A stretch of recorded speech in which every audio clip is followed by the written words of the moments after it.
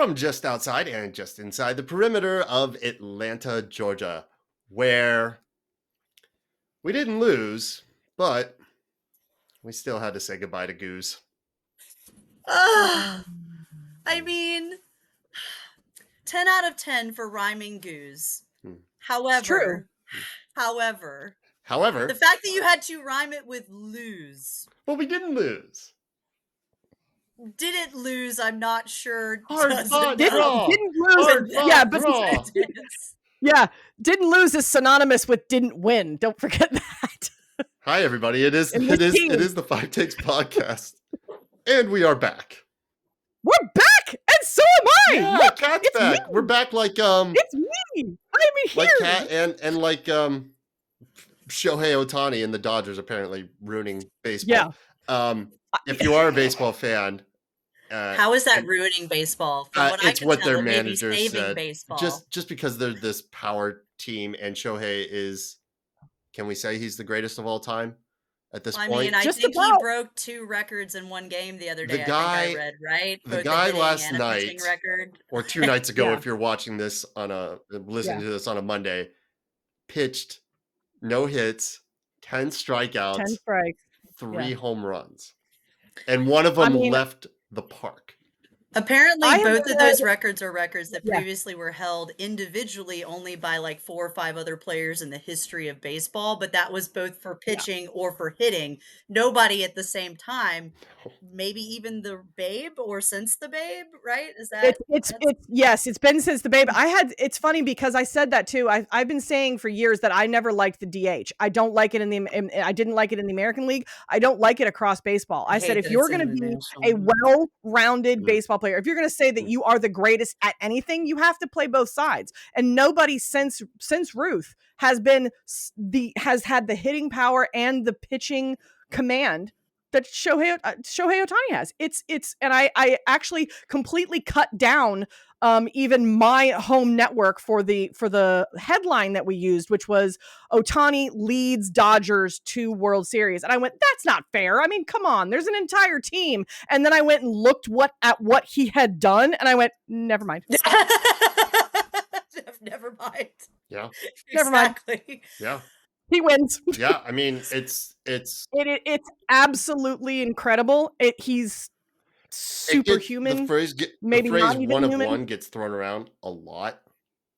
Yeah. But he is in that way of the same vein of like a Pelé, Messi. Yes, sure. He is. You know, can say what we want about him now and how we feel about him in this league, but he is Jordan. You know, all of them. Absolutely. And I had to really think about it. I was like, what was the last great pitcher that could hit? And it's been a minute. Yeah, that can do it like it can do it like he's doing. Been a minute. I mean, and like hit all the time. I actually think what he's doing is more 3 home runs. Look, all respect, and I don't want to spend a lot of time on baseball, though. I love you guys, and I think it's great because we do want to talk about everything else. But what I will say is that it has to be so much more impressive, though, because in the time when Babe Ruth was doing it, of course it was impressive, but it was a completely different sport from what it is today, from a specialization standpoint, from a nutrition standpoint, from training and everything else. To have a guy that can dominate the professional league when you have people the way that you have now, like that's the modern game. To dominate the modern game like this is absolutely superhuman. Yeah. But we're talking about, if anything, it's kind of a great segue because we're talking about legends, and a legend. Oh, and speaking of legends, Cat is back. Cat is back. If you're not watching the video version of this, I'm Glenn. I'm here. Cat is here. Amy is here. We think Jennifer may crash in at some point. We'll see what happens. Hopefully she'll make start it calling soon. her Crash. She's on the road. Don't crash. Is it kind of like Beetlejuice if we just invoke her name 3 times, like periodically throughout the podcast? She'll appear. It might happen. But she did give us her thoughts on everything that has transpired this year, certainly with Goose and now Deila being let go. We found that out earlier today. Not a surprise, but maybe I at least thought it would happen Red Wedding Monday, but they just went ahead and just said it, and I think we all knew that was coming. But let's start with something positive. Yeah. This guy, man, and he's not pointing to his own Amy head, held by the out way. on us. Amy held out on us this whole time. She was in the Well Bradley Edwin Guzan video at the Well club done. that the club put I mean, together you for said him. nothing. Not a word. Well done. Non-disclosure agreement, Shaw. I admit I haven't been completely plugged in, but I didn't know. I mean, we had some drinks together not that long ago, and I'm pretty sure you could have let something slip, and you didn't. So well done. Good job. Yeah, good job in the video as appreciate it. well. Everybody, I mean, jeez. It's a very, very get fitting your tissues out. You know, like my lord. I did.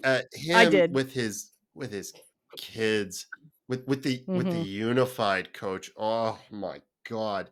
Like, that's what this man has meant on a human level. Put aside the saves, the stats, the trophies, what it means to be a club man. And for the it's club. why we're so emotional about it, or at least I am, is because this has always been about building community for me. I love winning and I want to win trophies, but I rely on this community. I need this community. I need y'all. And I have needed y'all. And I lean on my community. And this man chose to be a part of that. And not only to be a part of it, but to be an active participant, to build it brick by brick. This means something to him. And he never asked to leave. To lead and to walk away now. I don't think he'll ever be completely gone, but he's not with the club anymore. Someone who's been that integral and has meant that much, and it's meant that much to him, makes it all that much more emotional. And not only that, but like, you forget Brad took a pay cut to stay on for some years. Like, Brad has done all kinds of things, always with the interests of the club as much forward as he could have them, right? And still maintain what you need to as a professional athlete, right? For yourself. At the end of the day, you got to still go get what you need for your family. But to the extent that Goose could show up in the community, show up for the team, show up for the fans, take a cut, be there at training. Like, I mean, the man tore his Achilles and rode around on a tricycle, I think, motivating every person in the club for a whole freaking season, terrorizing them to do better. Like, came back from, I don't know how many injuries, like the number of times that like we have just been through it with Goose. And, I was honestly just glad that the club, I think for the most part, got this one right in terms of making sure that you really paid tribute to a guy that should be your number one, circle of honor, whatever that ends up being, right? Like, the first guy that needs to be inducted has got to be one Brad Guzan, right? Your number one, number one, as Cheryl said, right? Yeah. Agreed. So well, and you just said too, you said you think that the club got this one right. And I actually thought you were going in a different direction with that statement. I thought you were going to say the club got this one right as far as picking our goalkeeper from the very, very, very beginning, when it comes to picking someone to spearhead this club and to be the anchor, that he was the last one that we were going to pull up from the depths. He was never going anywhere. He was in it from the get. Truthfully, it highlights for you just how deep that original bench was. Like, think about it. Think about the fact that Brad Guzan is not our first captain. He's not our second captain.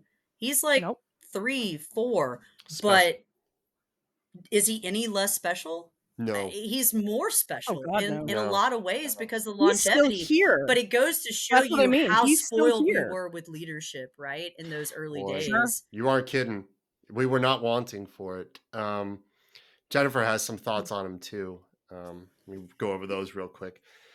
Thank you doesn't cover it. We talked about culture at this club and the lack of it. Goose is and was and will be the culture of this club. Genuine, authentic, the foundation that everything was built on. Build the brick wall, then the statue. In that order. His legacy deserves to be carried on the right way. Couldn't say it any better. I thought you were brilliant in the video to him. I would love to know. I mean, I don't want to go like forever on Goose. We have a lot to get to, but I would like to know what that was like, your experience in going to shoot that video and being in the room with the man, the myth, the legend, like standing across from him, spilling your guts out to this man for what he has meant to you and your family and the club, everything. What was that like? So first off, I just want to say, like, I am incredibly blessed and very lucky to have gotten an opportunity to do something that I know that there are many, many, many people who want to have done that. And I don't want anybody to think that I am any more special than any other person in the fan base that has built this relationship with this man over time, right? Um, and I was just so grateful to get the opportunity to say, just for a minute, like you said, like what he meant to me. First off, it was really cool to get to be in the room waiting to go, because they did start with Antonio, they started with Marty, they started with, you know, these people that, you know, Oh, so you were down the list. yeah, yeah, Okay. yeah. So it was like one of us at a time kind of going in, and it was cool because Brad had no idea that this was happening. Like they were like, "Look guys, Brad thinks he's here for some other shoot, and we're still going to make him do this other shoot, but he has no idea that any of you guys are here or any of this is about to happen, like whatever." And so they were trying to describe to us like, yeah, you're just going to get to walk in, like don't worry about it. Like he'll just be there and you'll be there and just pretend like we're not here. And I want to say shout out to Sonia and the entire like video team. It was really cool. It was basically just like this room, and I think Brad talks about it at the beginning of the video. They had like 3 cameras set up, but it weirdly felt very intimate. Like the second you walked in the door, it was like just me and Goose. And I can't tell you what that experience was like to have him lock eyes and like, and he does, right? he Like he's here. recognized He me, he you know what sees I'm you. saying? And he's like, He you makes eye know, contact. and to get to tell him like genuinely what he's meant to my family. I mean, I remember the first Stripe the Sea event in 2018, which is kind of what I was talking about a little bit. It was the first time that Colby got to meet him up close. And you know, when Colby was younger, like he didn't talk like a lot about stuff, but he would talk about Goose or the wall. You know, there were a couple guys that he connected with, Miguel Almiron being one, you know, Goose being another. And it's just like he became a special part of my family. Like, and I think you guys feel the same way, right? Like, don't you feel like Yep. you can think back to a time when this club, and in any moment in time, you have a Goose meme that goes with it. Oh. The silly parts, you think about Goose licking the turkey ball, right? The sad times, you think about him, you know, just like balls out, like in the net. I'm going to come back up and fight Luis Suarez, right? To the death. Like, it doesn't matter what it is. I mean, so yeah, so it was pretty special. I got to just tell him for a few minutes, like, that he is special to this community, that he's a reason why the fans are still showing up, that he has done so much between the unified team, Yep. his community outreach, his presence. And I meant what I said. Like I remember seeing him the first couple of years, like I was floored at the amount that he would just engage with fans. Don't you guys remember? Like, Oh. I feel like he and From Parky day one. and some of the guys really set a tone Yeah, in from those day early one. years for, And they meant it. you're here because they're here for you. They And meant it. I never questioned that Yeah. with Goose. It was you real know? for them. He's a real one. I mean, he Anyway. doesn't do it to put on a front or out of some sense. I mean, he feels a sense of responsibility for sure, but it comes from here. It comes from his Well, heart. and you guys heard how he connected with the kids, the families, right? Oh my The work gosh. that he's done at Showa. Boy. And I mean, between the unified work and the Showa work, y'all, he doesn't. The thing that's important to think about is that he didn't have to do any of that. No, that's what I'm saying. Nobody He's a real else one. does. He wanted to. Yeah. He's a dad. Nobody else does that stuff around here. He just, that's who he is. 100%. Through and through. Through and through. And yes, he does. He always looks at you straight in your eyes. There's no so replacing. It's not really intimidating either. It's really inviting. I remember when I at the unified signing day when I talked to him, and all I did was thank him for just being there. But he looked right at me, and you know, it's funny when he's in his gear and he's out on the pitch. I find him so much more intimidating than when I was just standing there next to him. And my favorite thing, by the way, was how the little bits of the field always get stuck to his head. Yes, the turf. It's part. so great. It's my favorite part. I'm just like, it's his own glitter. Yeah, that's funny. Turf glitter. I love it. Turf glitter. I love it. There it is. That's what it is. No, he really does have that. But he kind doesn't of have to do any of it. He's engaging. He doesn't have to do any of it. Ask the follow-up question to you. You know, he'll have a genuine conversation with you. Yeah, but he took what he was like, okay, I have this gift. I've been given this gift that I can play football a little bit. What else can I do? That's not the only thing that he is. That's not what makes him who he is. It's just part of him. And it's just great. And I don't think he's ever taken that support for granted. Like, I think he's genuinely appreciative and also feeds it back 100%, right at you. What do you want to call it? Farewell speech last night, right? After the final whistle had gone, he'd done his lap, comes over, grabs the microphone, didn't mention a word about himself. Not a word. Nothing about his career, nothing. What he did immediately was apologize. This means something to me. He's pissed. He is not happy with how this has gone because he's been part of building this community as well. And he knows what years like this can do to that community. And that's all he talked about the whole time. The whole time was there were probably a that lot less this wasn't good enough for the fans fans because he knows that he's not here without the fans. And that's true. But this club isn't here without him either. We don't win the trophies. We don't get to where, I mean, I know things aren't good right now. I know that. But like the success we have, the foundation that was built doesn't happen without him. It just doesn't.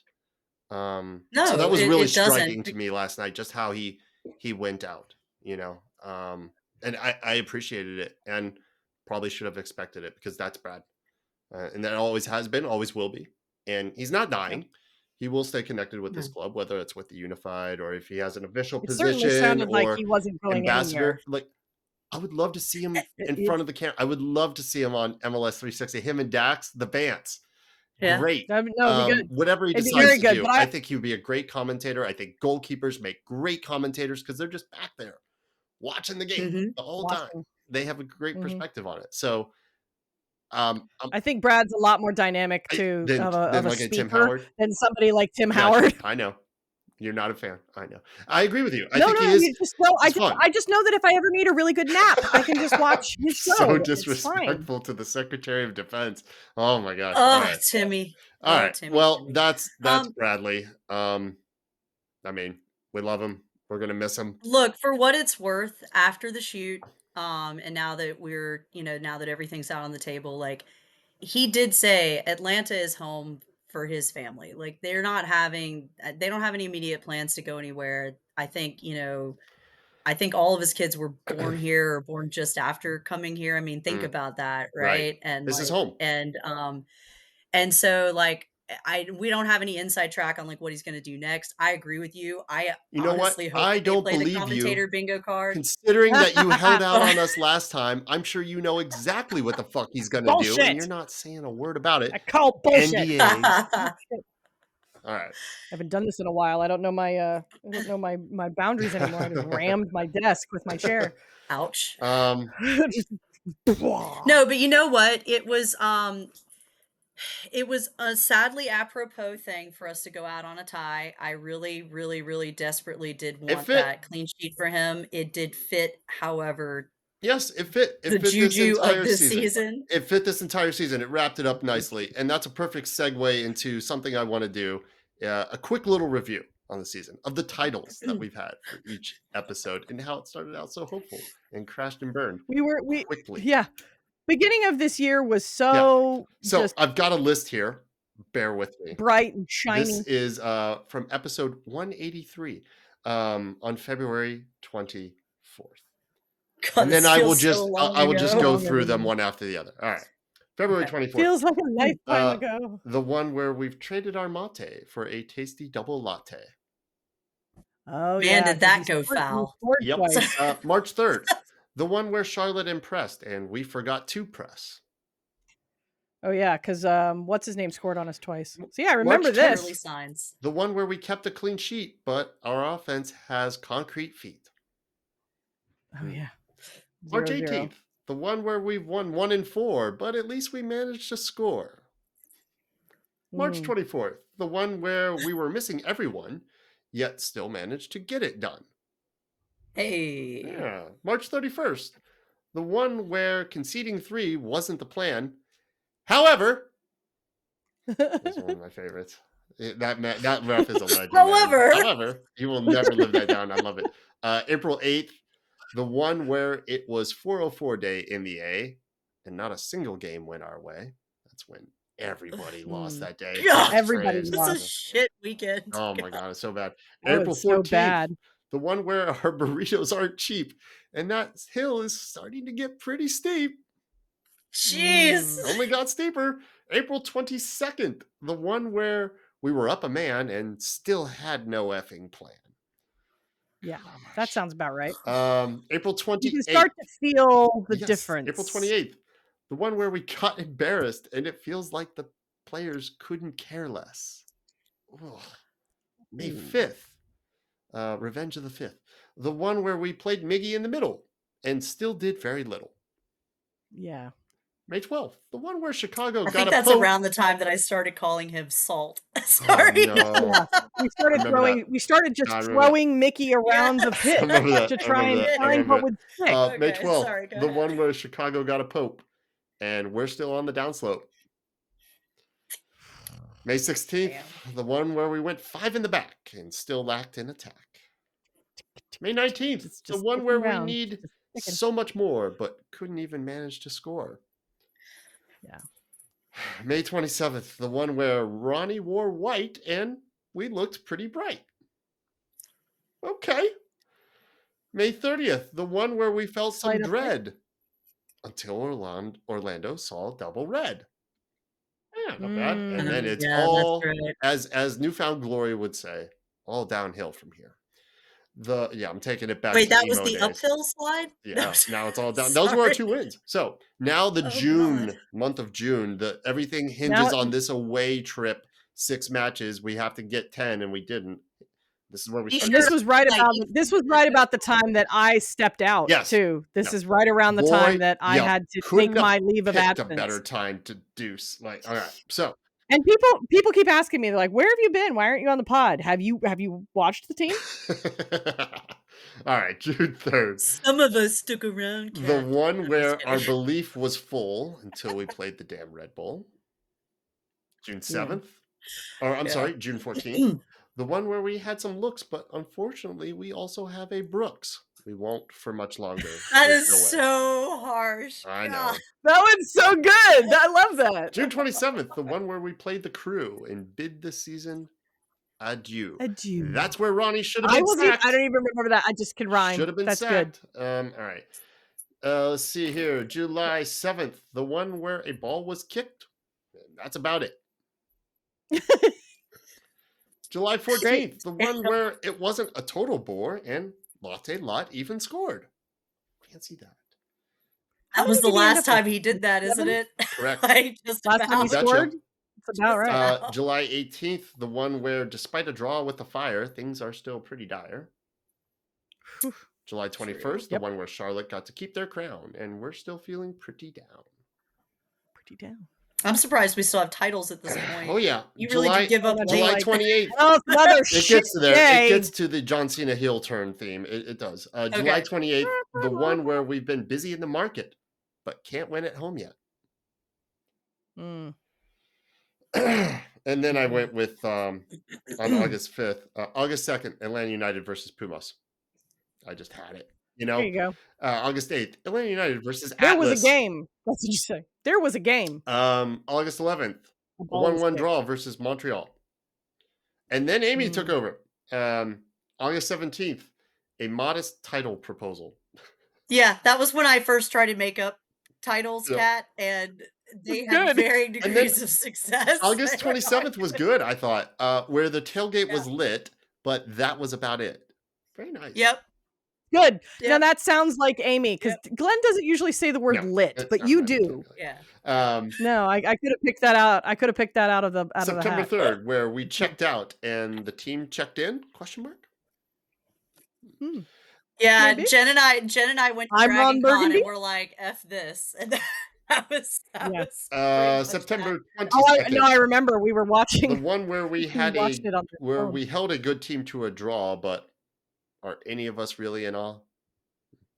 No. That's back to Glenn. Yep. September 29th, the one where we played the is. Revolution and still have no solutions.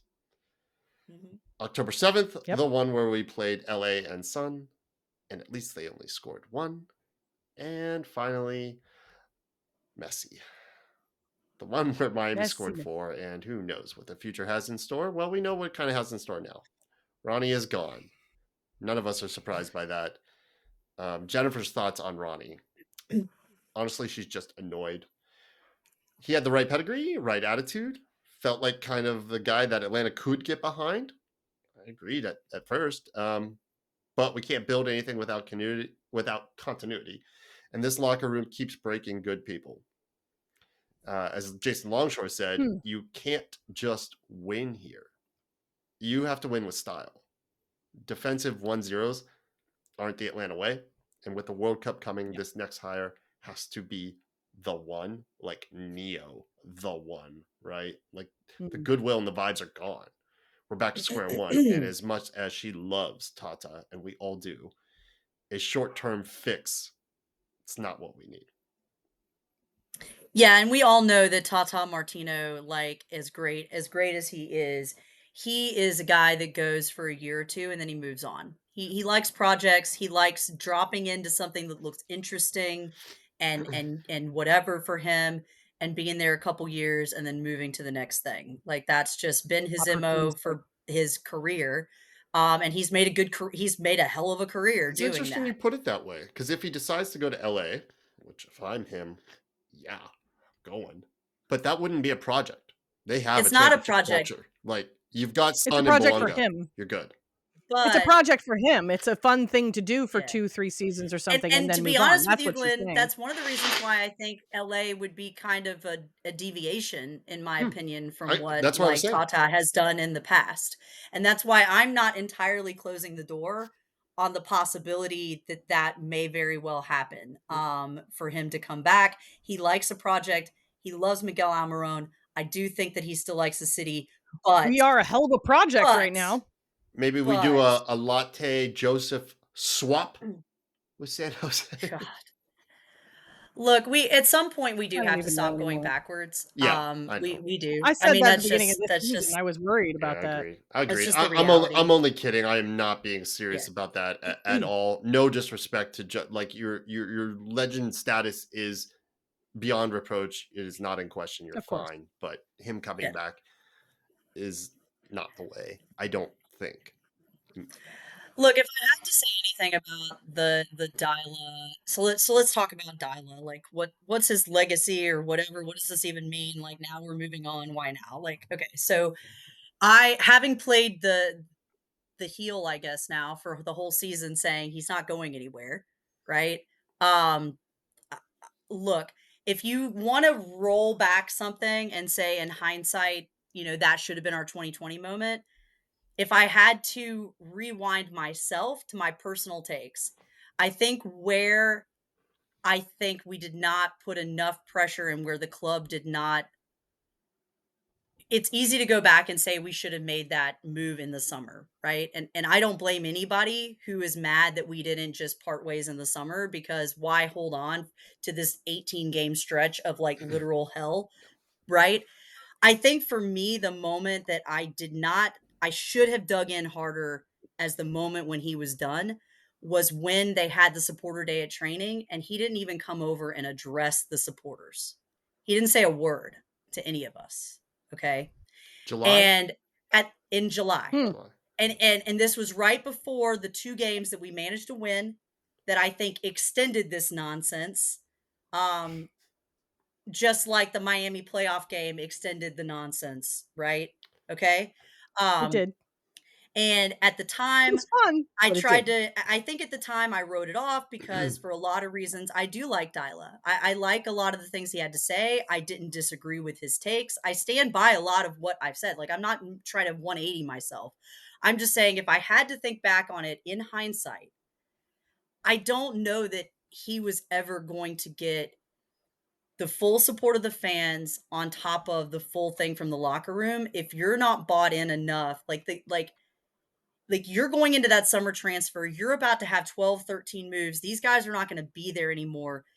If I'm Deila, I need that moment to solidify my connection with the fans. I want to be like, I am here. Let's go on this journey together. Let's get on board. Let's set this tone. And I think the kids that are still here maybe see that, hear that, etc. And instead, he took that moment. He stood 100 yards away. I mean, he never even came within earshot of the supporters during that entire day at training.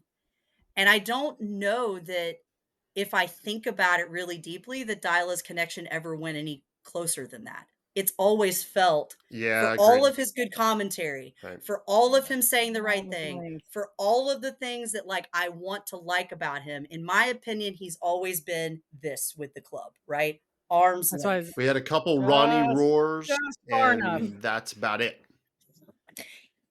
And look, like, I think if he had tried to go rah-rah, maybe some of us, call bullshit and say that's fake, et cetera. Maybe, also you're trying to possible, manufacture sure. something, right?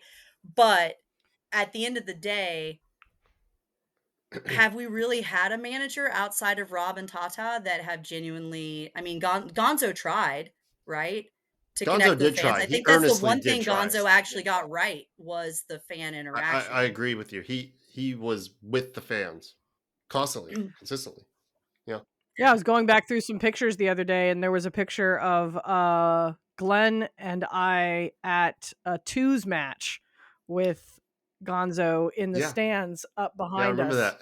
And it was like, he didn't have to be there. He was there checking on some players, shaking some hands. Yeah. A good man. He tried. I give him that. I do think he tried. He tried far more sure. than He just some others. might not have the acumen He just didn't quite have to be a top level coach. He may be better off as an assistant. He may be a top assistant. And that's fine, by the way. It just hasn't. You can make a very good living doing that. For sure. You get at the right club. Do you think if we're going to go raid Seattle's pantry again, we could go for Schmetzer this time? Because I would really love... Oh, man. Are you kidding me? If Schmetzer was available, it's Schmetzer time. Yeah. Seriously, but that's not gonna happen. I know. If we want to talk just real briefly on potential coaches, because it's all rumors, we don't know. And there's just people that are available that would the be names that are being tossed around right now. Obviously, Tata, of course, his name's going to be there. Jim Curtin, his name is still in there. I just don't see it happening. The one that I like the most is the one that I liked. Jennifer would puke every game. The one I like is the one I liked last year, Gio Savarese. And for a number of reasons. I know he doesn't have a very long resume, right? It's been Portland and the Cosmos, but he's had some success. Hasn't lifted MLS Cup, but has done a good job with that club. He's got a pretty good win a bunch soccer of trophies resume, in the NASL, so that's cool. Yeah, he's got a really good soccer resume. Like he's not just a commentator. I like that he's been on MLS 360 watching this mess. Right. And he's been able to maybe hopefully see what's been going wrong. That might be really helpful. So I wouldn't hate it. I really wouldn't. I hope they at least give him a call and see what's up. But I like his personality, and I like the fact that he's just been observing this.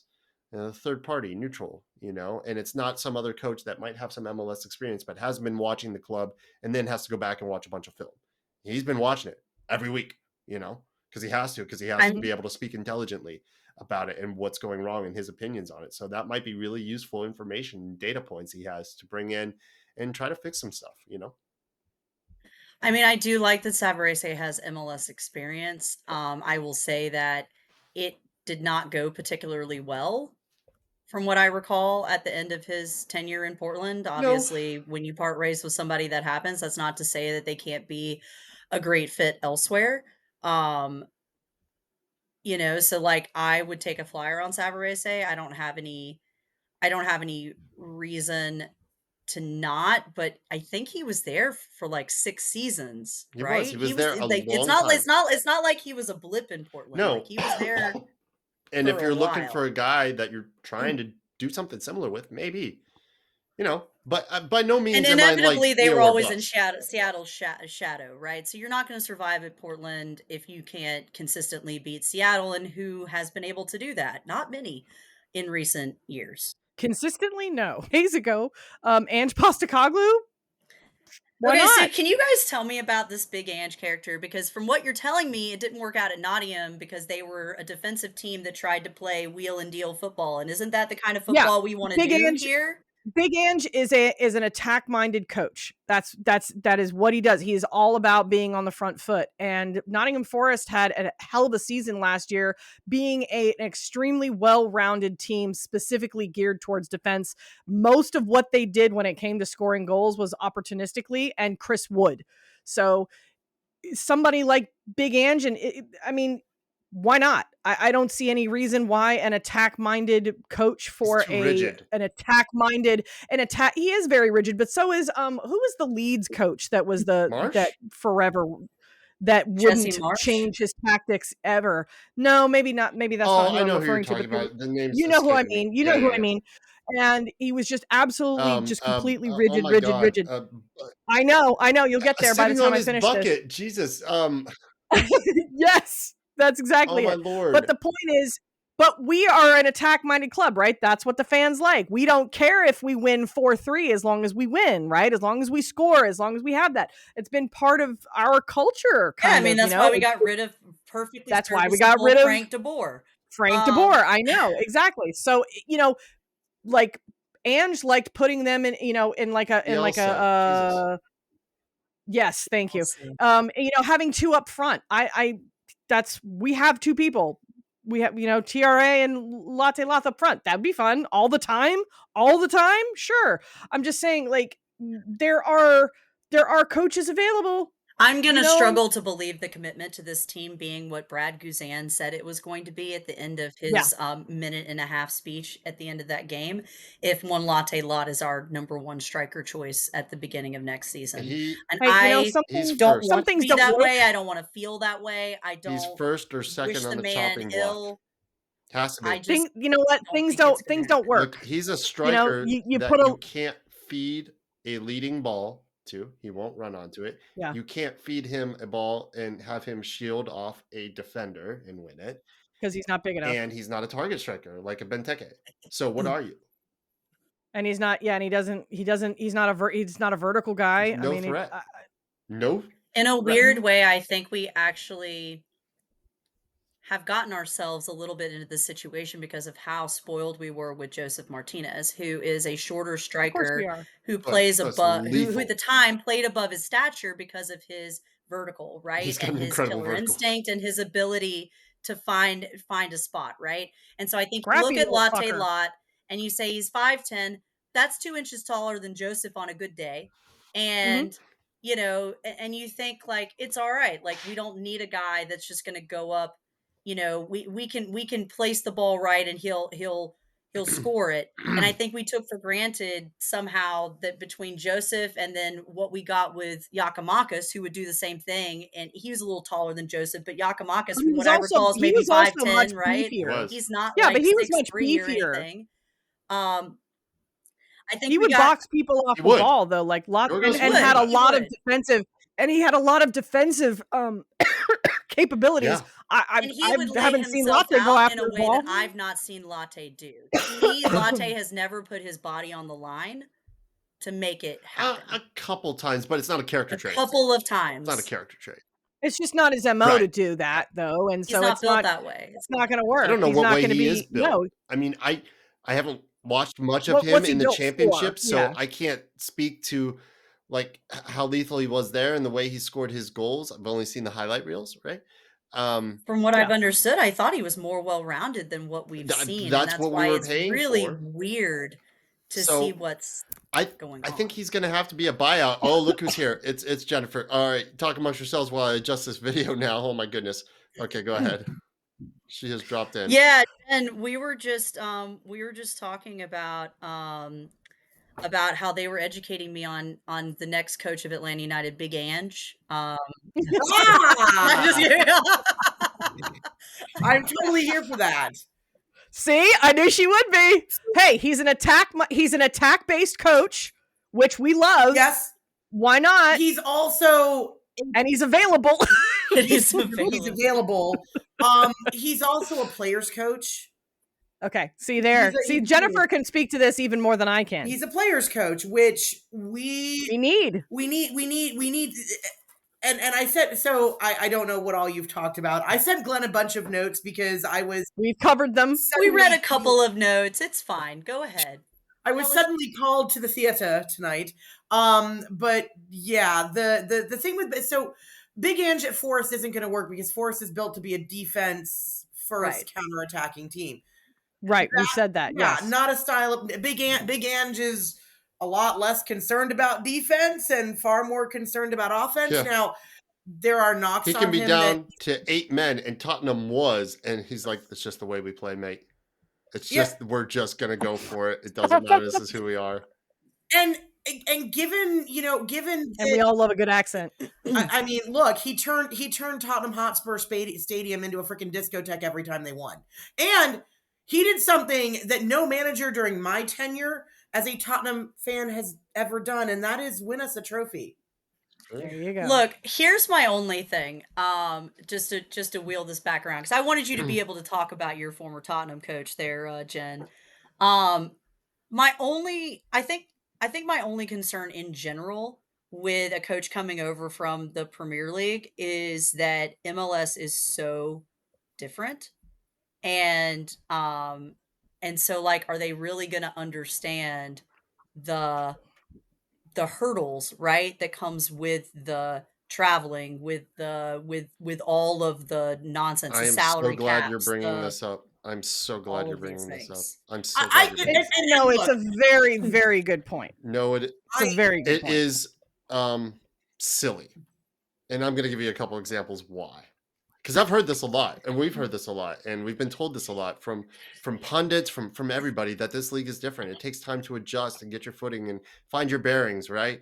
And really fit in and do the business, whether it's coach or player. I love it when I walk into data points. That's bullshit. Okay. Son has played 9 games and scored 9 goals. Didn't need to adjust. Thomas Mueller, balling out. Player. Vancouver doing great, but I'm just saying, like, the idea player, not coach. No, but it's both. Like, I just don't buy the excuse that MLS is so different that you just can't adjust quickly. I just don't. Hang on, don't put words in my mouth. I didn't say that it's so different that you just cannot.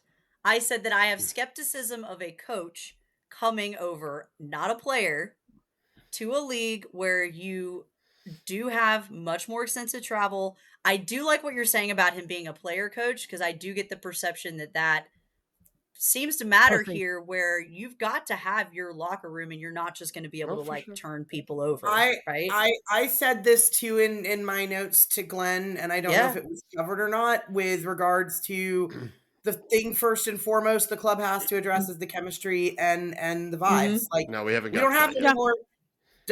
We haven't? Not on the roster. Not as a particular point, not as just like one whole point, but yes, we. But I feel like it's going to have to start from a manager who gets that, because we've now had 2 that haven't been able to motivate what on paper is a lot of talent to find some way to play in a unified fashion. Yeah. Now, no, I'm glad you said that, Jen, actually, because one of the things that I said while you were gone that I'd love to get your reaction to is that if I had to go back and do my post-mortem on my own comments about Ronnie Deila, right, acknowledging that I've been saying all along, like, he's not going anywhere simply because the club wants continuity. And I think that was the case, and that's why we were all made to suffer for the last 6 months or whatever, seemingly arbitrarily. I said what I would do in my post-mortem is point out that Ronnie Deila has always kept this relationship with the fans, going back to when he didn't say a word to us at the supporter day at training. I think he's had an arm's length relationship in a lot of ways with the 17s that as the season has gotten worse and the relationship inside the locker room, for better or worse, whether it developed or didn't, it never developed outside. And I think that his arm's length relationship, that has to change. I think that's what you're saying, right? With the new coach has got to come in and got to get it and got to be part of the community and want to be a part of that in order for it to be successful. I will say, and I don't know if you guys all had a chance to listen to Mike Conti and Jason Longshore break any of it down on the Soccer Down Here stuff, or the off the woodwork that they did. Yeah.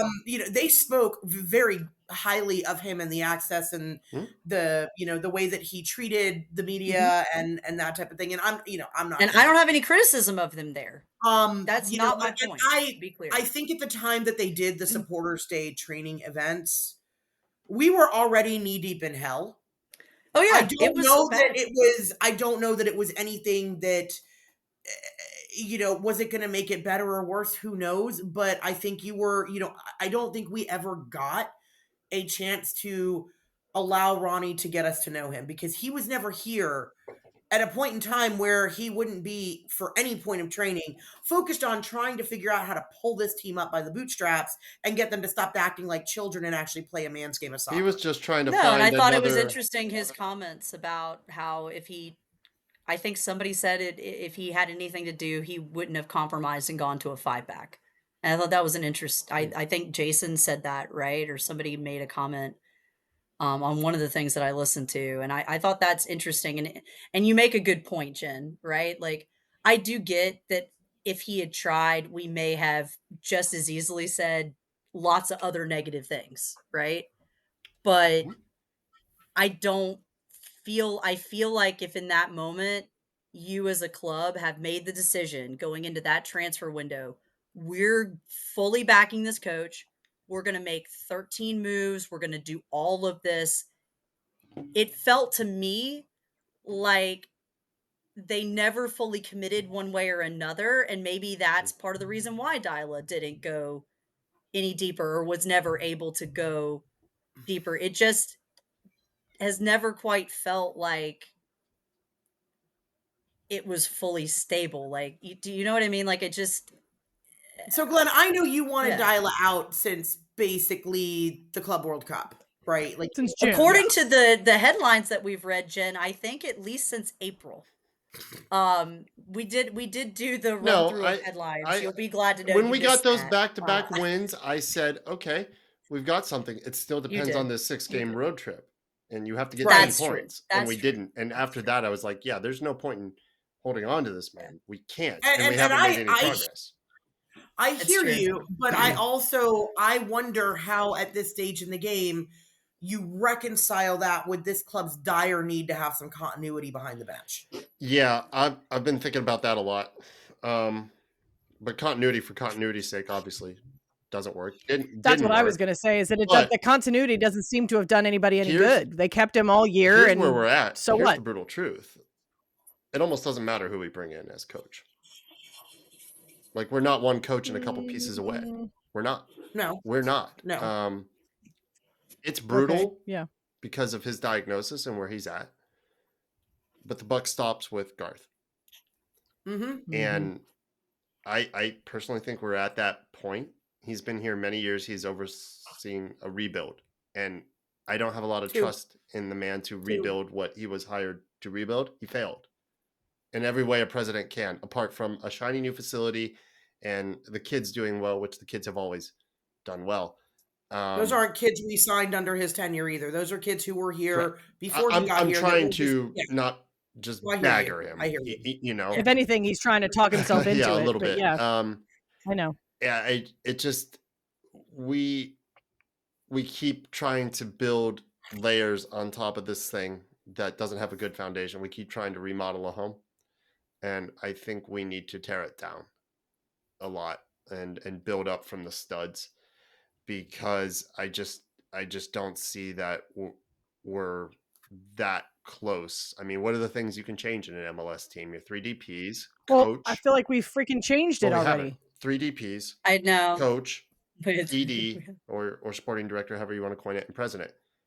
I think we're dire enough where 50% of those things have to change. in order for this club to turn around. We've made one. I thought they made a really good point on the post game that they said the only two people that we should not be like that they think are solid are Schleich and Moranchuk, and I have to say I don't I mean, disagree. look, you could put a couple other people, but genuinely, I'm not sure there are guys outside of those two that genuinely earn their spot Jay Fortune, for next year. But that's 100% something different. Jay Fortune, there are guys like from the academy. Or whatever, for sure. Okay, you're not going to go anywhere. I agree. But yeah. So yeah, no, I think you guys are right. I think it ended up being consistency for consistency's sake. But what if? Okay, what if this guy's okay? Here we go. What if? Oh God, it's a dangerous game now.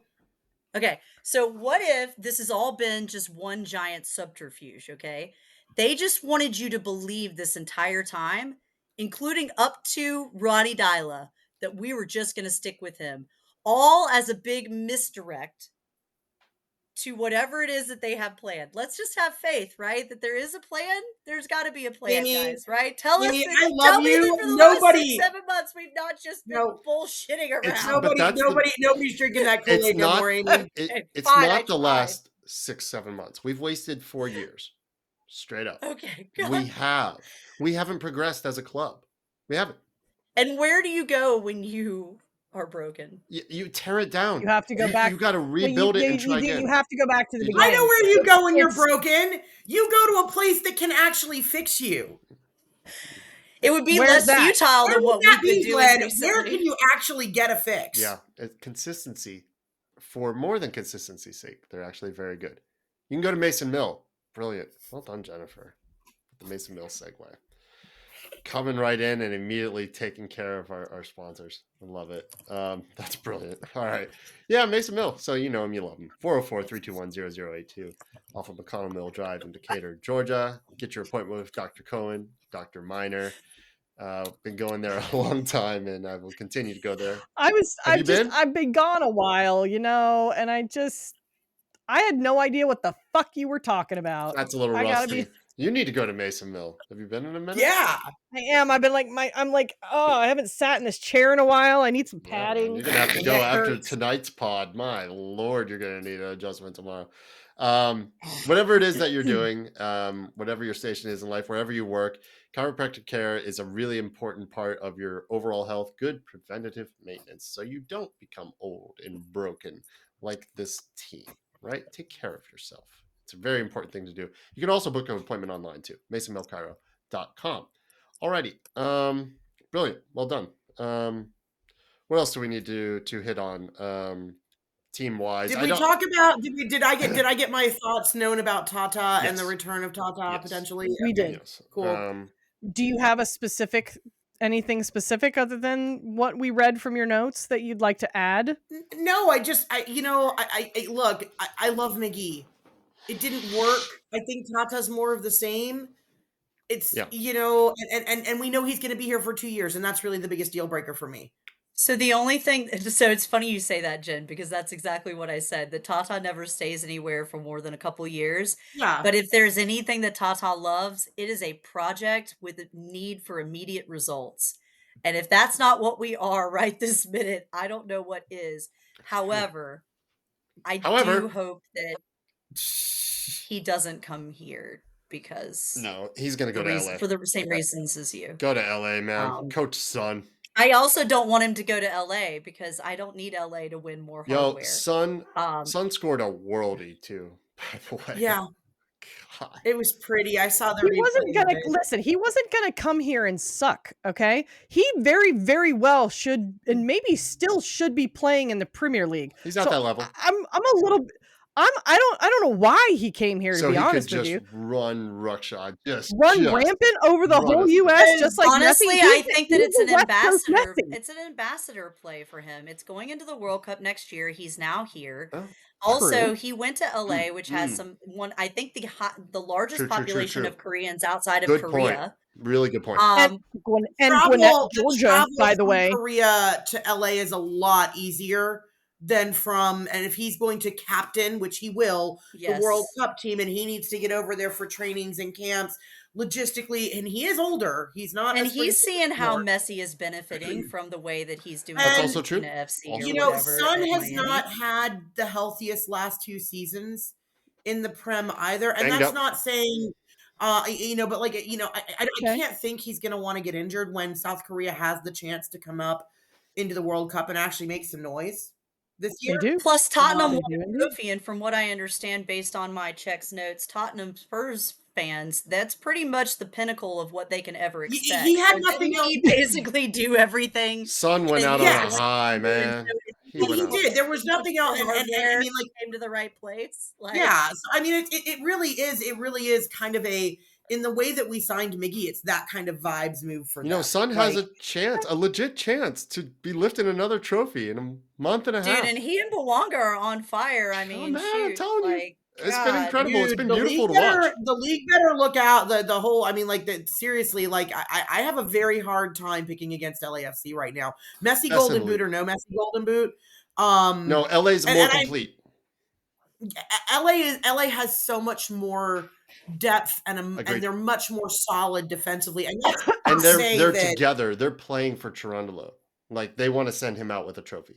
They do. Yeah. They do. Yeah. If I'm taking odds, my money's on LAFC.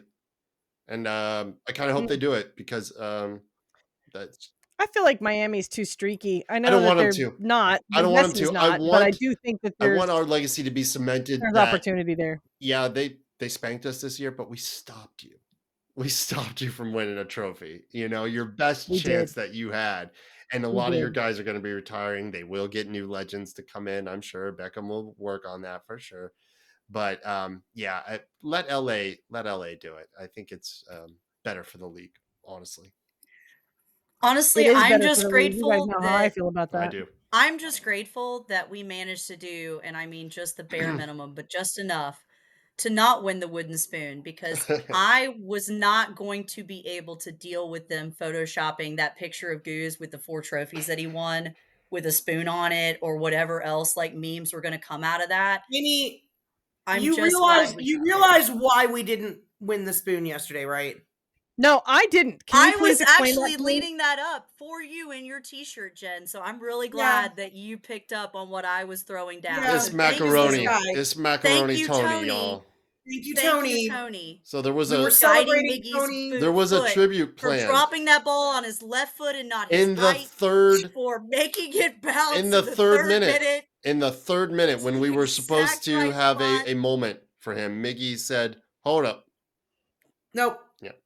No, Tony would not have been okay with a moment of silence, and I think this was Tony's way of saying, "Y'all don't stop," because I would have never stopped. I was saying the same thing when that happened. I'm like, he'd be cool with it. Yep. He's like, yeah, and Tony's mom was there last night. We were all waving the Tony flag, and it was it was a lot. Carrie and I, his good friend Carrie and I had matching chicken wing necklaces, so we took a selfie with the chicken. It was Anyway, I was crying. I literally was crying in the stands after it happened, and I don't know what else we get from here.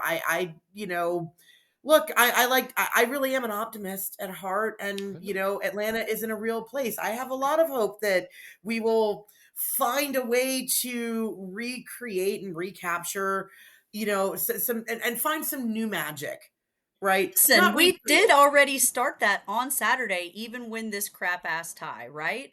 How much fun was the tailgate on Saturday, even with this crappy tie? This is the crappiest season in Atlanta United the season history, ticket member and we party still threw down. That was also really nice. Had a drag show, had some drinks, had a great time, right? That's what we have to look forward to next year. Yeah. And Jen, just because I like to test you and you weren't here for this, I just want to know if that rebuild comes at the hands of one Jim Curtin, how will you feel heading into next season as the number one birthday hat acquirer?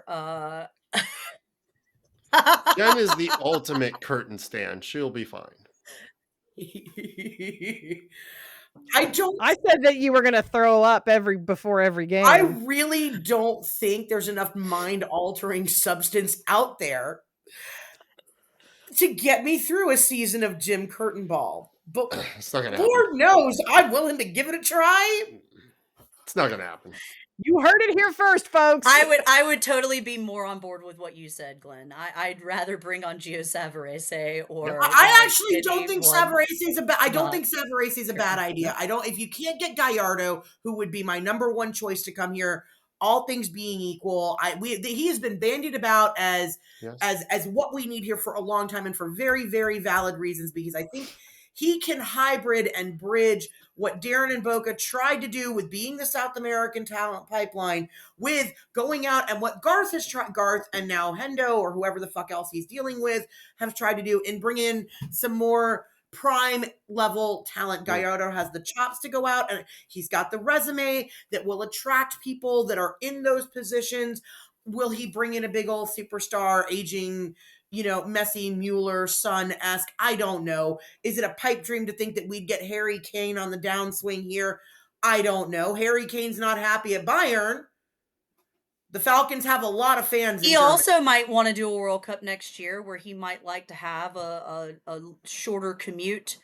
Could we sell this to something for a year or two? Like, if he goes to LAFC, I will have to actually. Oh my God, a Harry Kane Son reunion. I'm just saying. Wow. They should have all come here because we still have Harry and Son sushi, but that's just me.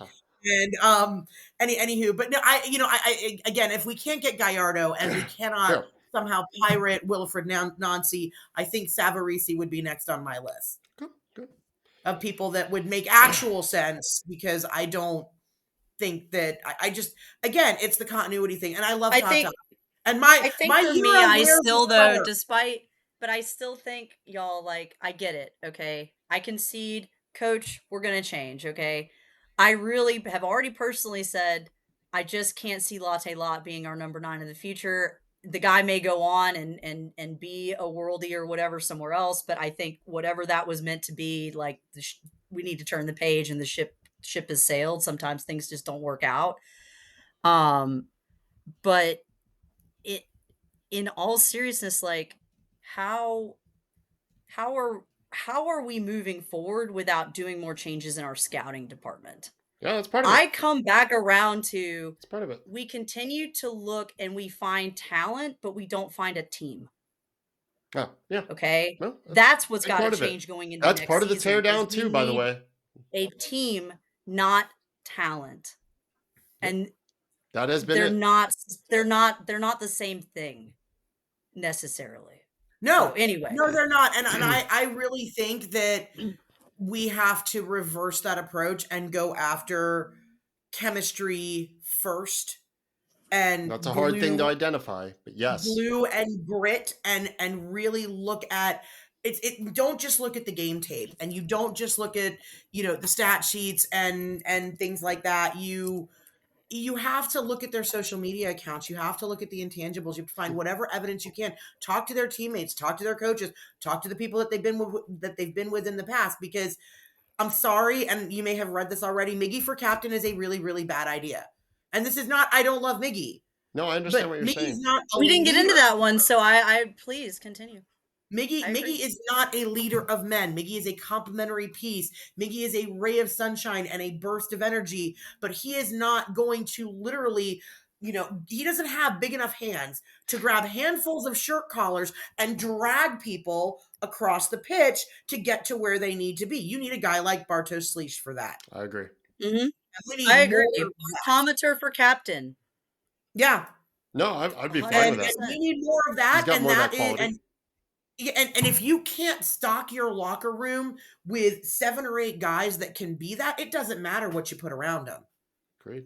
Because they're going to have their little prima donna temper tantrums, and they're going to have whatever, sunshine didn't get blown up their ass. It's going to make them miss the net by half a foot every damn time. Who the hell knows? You've got a lot of temperamental whatnot that you need to be able to temper with the glue and the fight and the ability to go out and and do this for each other and not just, whatever else.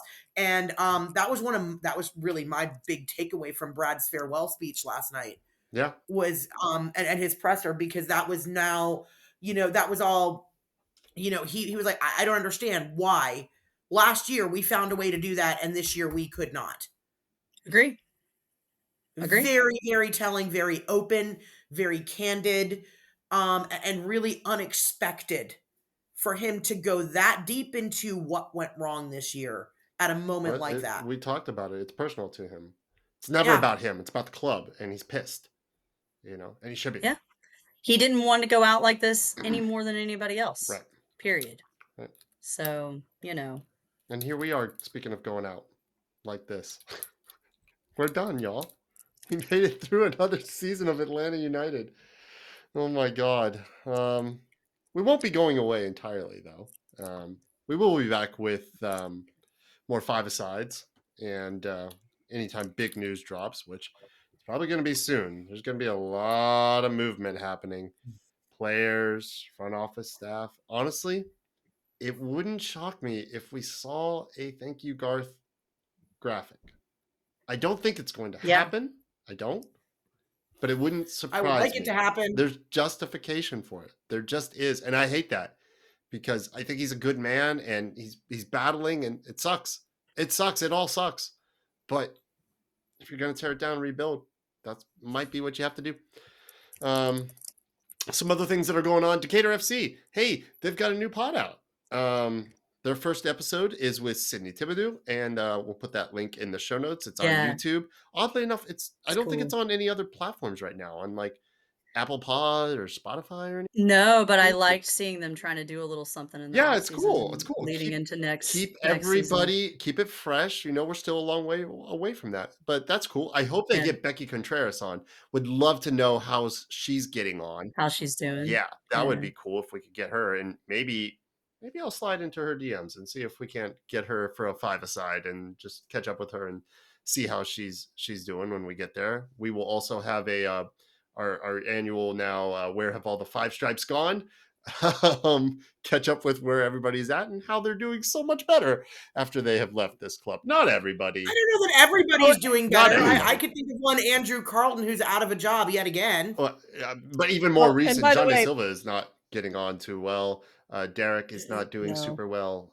So it's not like everybody's having success. And my daughter, by the way, asks me maybe once every other week when we're going to go to the soccer game again. And I was like, which one? And she says, the one. I was like, oh, the one where you get to run out on the field at halftime? She said, yeah, that one. Yeah. Next summer. God bless you, Decatur FC, for giving us. It's a while. I said, it's a while, baby, but don't worry. Thank God for Decatur FC. Thank God for Decatur FC. Right. Man, oh man. They saved my summer. You aren't kidding. I think that was the last time I went to a match and was truly, truly happy. You know what, guys? Good times. I'm not happy when you carried the spike and we won. You carried the spike for one of 5 wins we had all season. Well, seriously, Kat, you were here at the beginning and we won. You got to carry a thing and we won. If anything, I may have some beef with you for not having been more present if we continue this. So I'm just saying, I know who's I'll be buying for the home opener next year. Kat, you better be in the stand. Non-negotiable.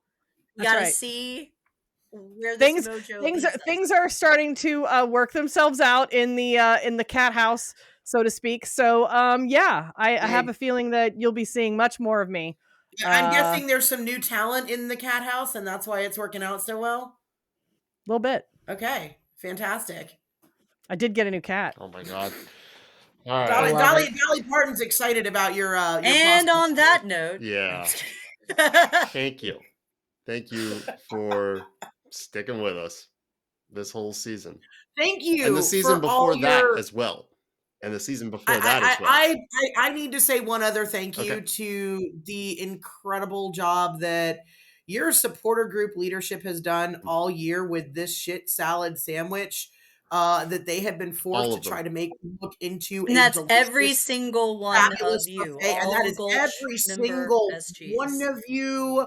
there's too many of you to name because it takes an entire village. And I said this on my Facebook wall before, and that is why I didn't name people individually, because it takes a village. And look, if you have any love for this community, forget this team. If you have any love for this community, these wonderful people, the town that you live in, and you have a free hour or two per week, please consider volunteering, donating your time. They can find, it doesn't matter what you can physically do, ability wise. If you can type on a computer, they can find a job for you. If you can carry a carton of beer, they can find something for you to do. It's not hard, but it takes a lot of time and a lot of effort and a lot of people. We talk about it all the time. Doesn't happen in a vacuum. And I can't thank them all enough, because Lord knows I can't do it all. Correct. I'm old. You look great, by the way. Not a day over dead. All right, y'all. Thank you so much for sticking with us, for listening to us, supporting us, for supporting FanTV, for supporting Mason Mill, for supporting your supporter groups, this club, your family, each other, yourself. Right. Thank you for it all. And like I said, we're not going away. We will have episodes leading up into the holidays. I'm sure we'll do another foodie pod as well. Knowing Jennifer, we'll have to do something along those lines. I'm thinking taco crawl. Taco crawl it is. We'll do a taco review pod. We'll do something along those lines. And like I said, when big news drops, we'll certainly be back with some thoughts on that. But as far as an official 5 takes pod, this is it. So until the preseason we will next be back year. in just a few short months. But you're not getting rid of us. But you're not getting rid of us. We will be back. All right. Despite this club's best efforts. We'll see you all in a few months. We will be back? Until then. You mean we're not back already? No, we're not back. Sorry. We'll see you in 4 or 5 months. Till then, y'all be good. We will be back. Meow, meow, meow. Meow, meow, meow.